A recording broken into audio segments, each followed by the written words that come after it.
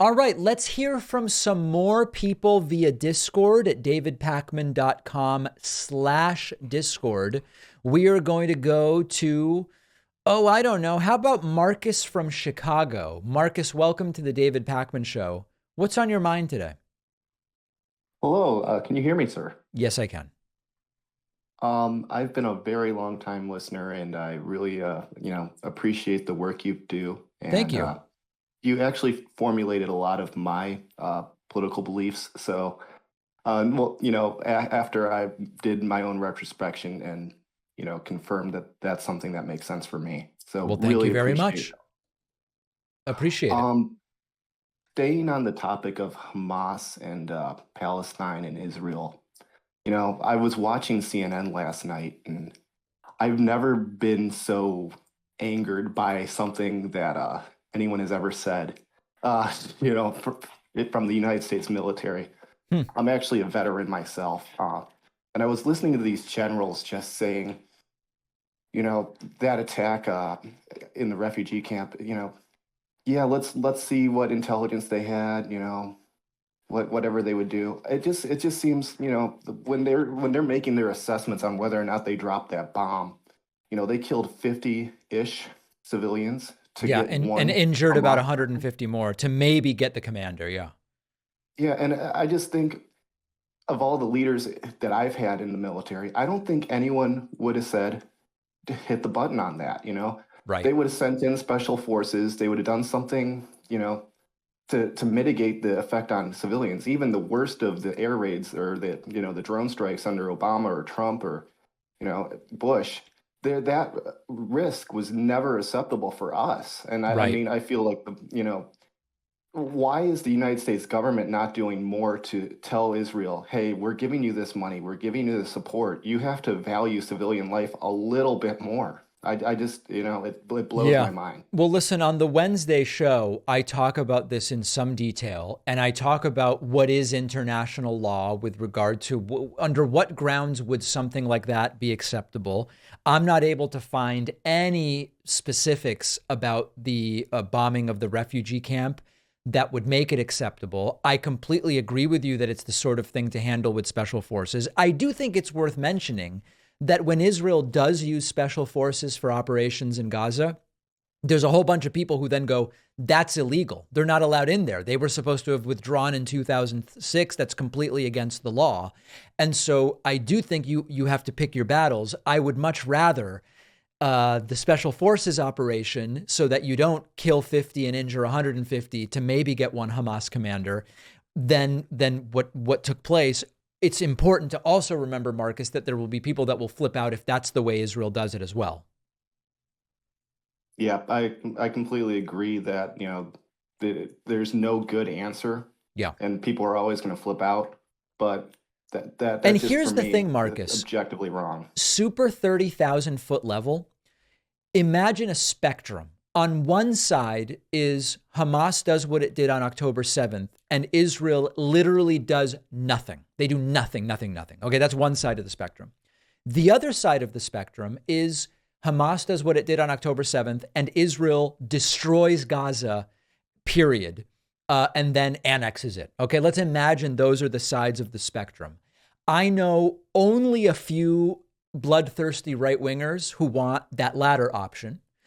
I know very few people who believe that the option would be Israel does absolutely nothing. And so once you've said, okay, we need to find some point in the middle, what is the acceptable amount of whatever that Israel can and should do?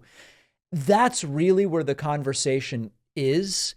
And I tend to lean more towards the special forces side rather than the airstrikes side. I'm also not making these decisions. I'm not a military expert. There's a million, right? I mean, who the hell am I? But the bulk of the conversation really should be focused on sort of like between special forces, small operations only, and what Israel is doing. That sort of, to me, seems to be like the spectrum that's reasonable.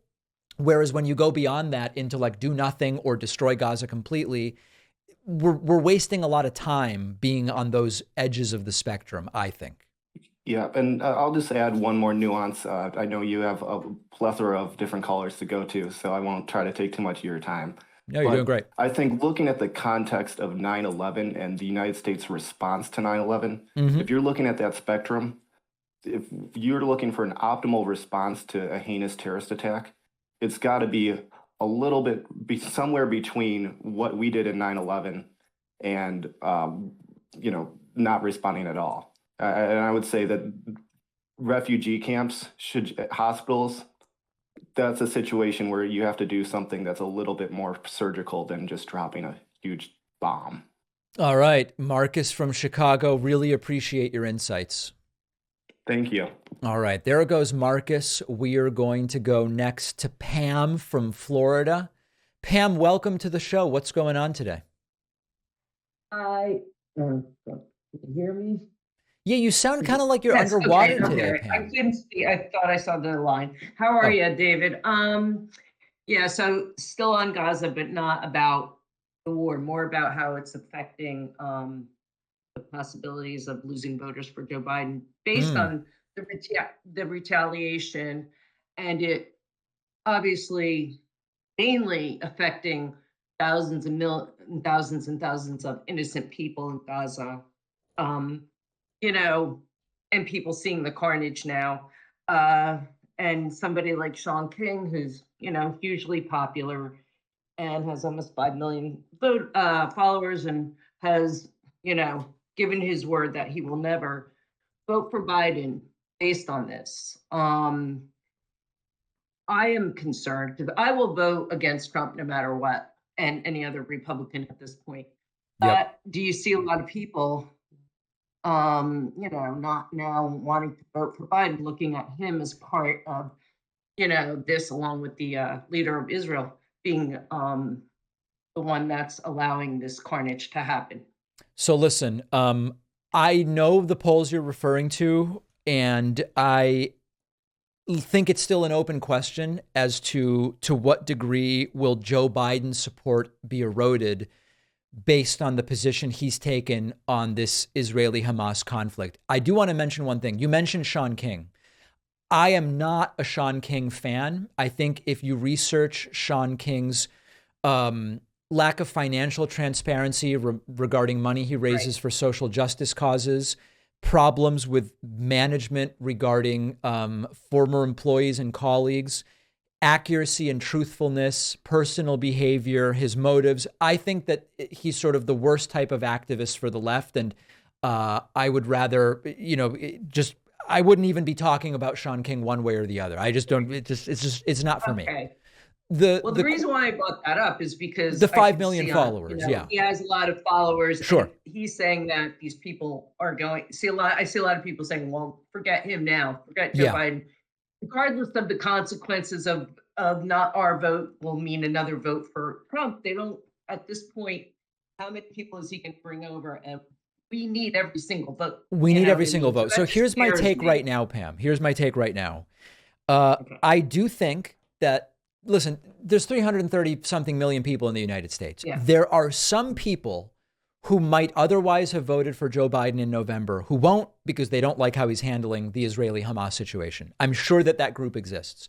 The vast majority, if and when Donald Trump becomes the nominee, are going to correctly assess that Trump becoming president is so disastrous in its potential consequences that it would be irresponsible to say, I don't like how Biden, because listen, they wouldn't like how Trump would have handled an Israeli-Hamas conflict either.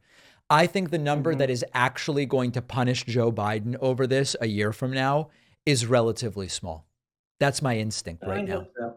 I hope so. It's awful, and I wish that they would stop the airstrikes because it's just devastating, and too many people can witness it now, which Yeah, is and I think it's okay. defeating, I think it's destroying some of the newfound sympathy that Israel garnered after October 7th as well. Right. Oh, absolutely has. But Yeah. then you see the bad side of them, and there's and of course it's their extreme right wing leader, but and I just have to also comment. I told you Junk wanted to run.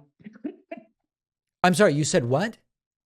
I said I told you Cenk You wanted to Oh, run Cenk. for Yeah, no, you president. were right. I mean, listen, he's right. I don't think You he's were right eligible to be mentioned that, and president, you were but like, I hadn't heard of that. yeah. No, you were right. You were Who right. knows? Who knows? All right, Anyway, Pam, all thank right, you for the call. well, Great to hear from you again. thank you. Take All care. right, there goes Pam from Florida. And let's go to Gina or Gianna from Hampton, Virginia. I hope I'm pronouncing this correctly. Is it Gianna or Gina? Hello? Hello? Hello? Hello? Hello, you're on the air.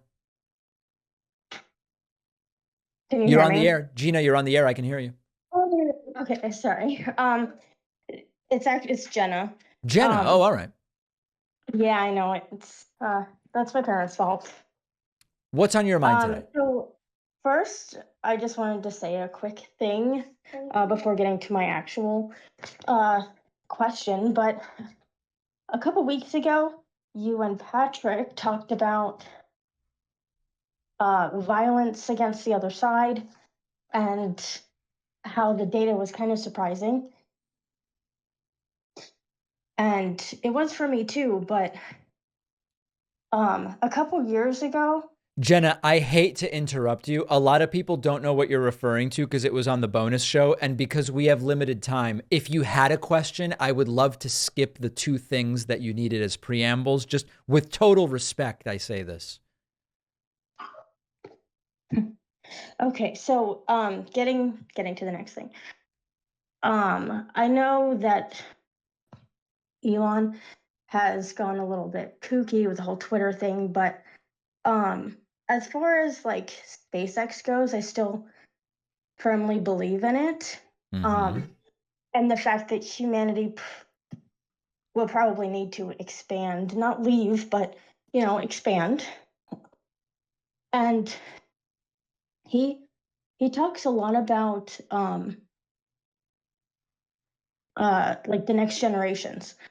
And I was wondering if you also felt that maybe our new generations, like the younger millennials and the Zers, they don't really want to have children.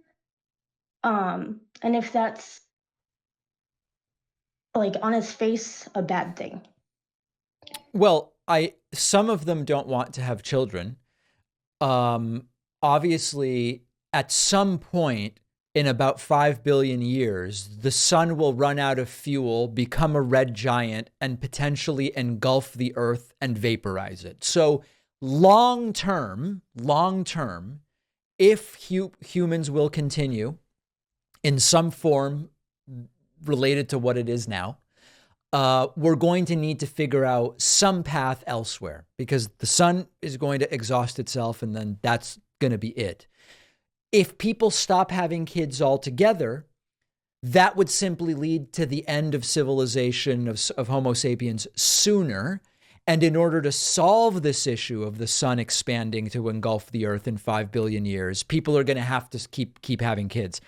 Even if fewer people have kids, as long as some people keep having kids, then we may end up in a position to deal with that problem 5 billion years from now. But yeah, I think that if nobody has kids, obviously we can all mathematically imagine how that also would be the end of Homo sapiens. So a lot to think about. And Jenna, I appreciate the call from Hampton, Virginia.